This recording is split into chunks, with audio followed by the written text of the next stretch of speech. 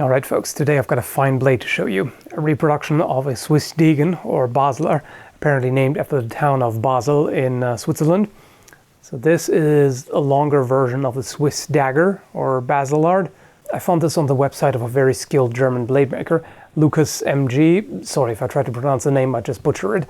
The link will be in the video description down below. So the Degen was used in the 15th and 16th centuries by soldiers as well as civilians. Came in all kinds of lengths, anything from a relatively short dagger to a short sword. This was popular as a sidearm for pikemen and also used as a self-defense tool.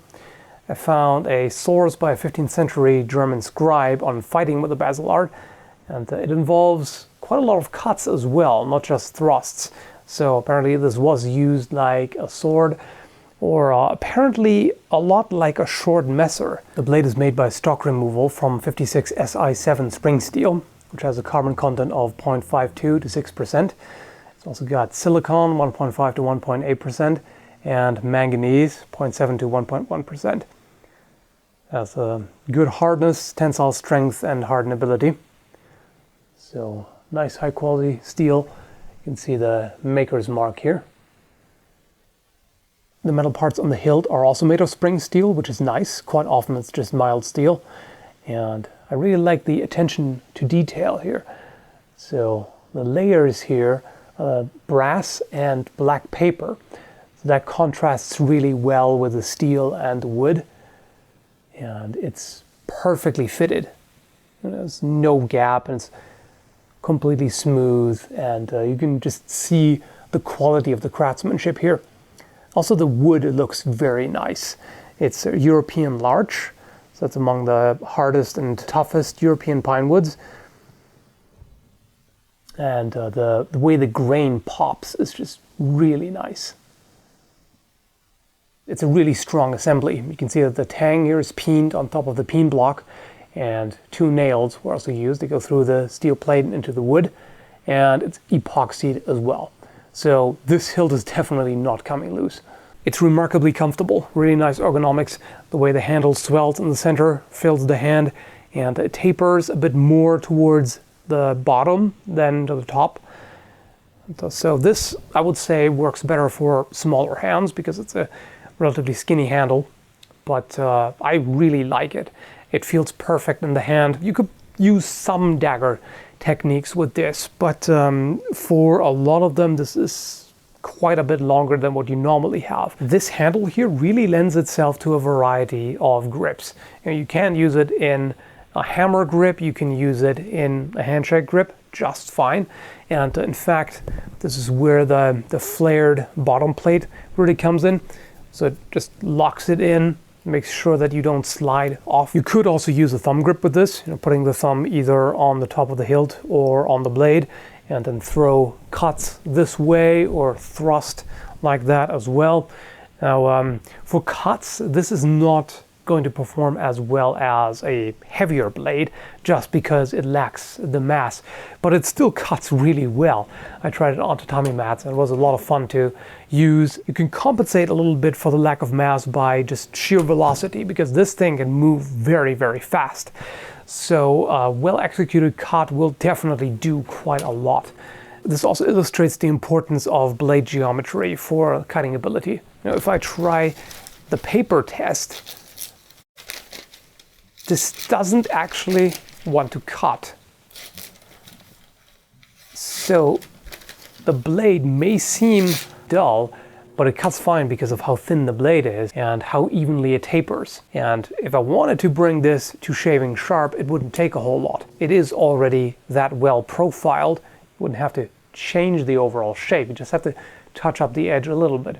Now against clothing, I would want this to be sharper, because clothing can be quite resistant against a dull blade. This is my one criticism. It could definitely be sharper. In my experience, the lighter a blade is, the sharper it needs to be in order to function effectively. To give you another close-up look at the hilt, it's really a piece of art. It looks great. And this sort of craftsmanship has its price.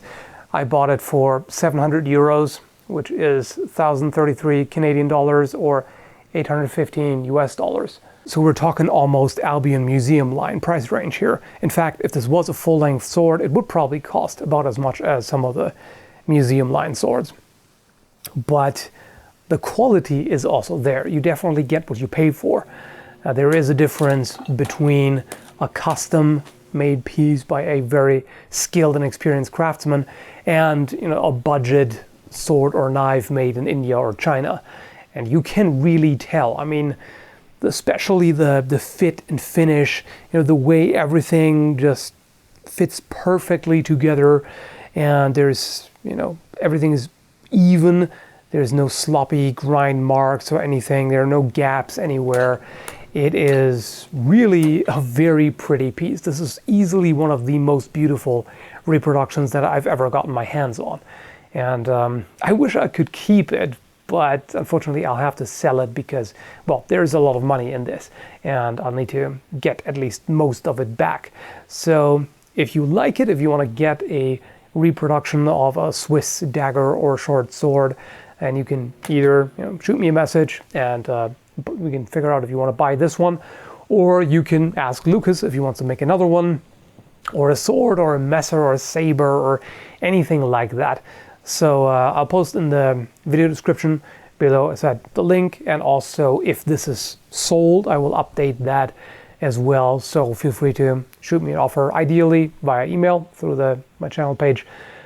But yeah, that's pretty much what I have to say about this. It is really a remarkably nice reproduction. It is extremely well made and it performs well, all that. It's, yeah, I can't say enough positive about this, really. It is quite a marvelous piece, gotta say.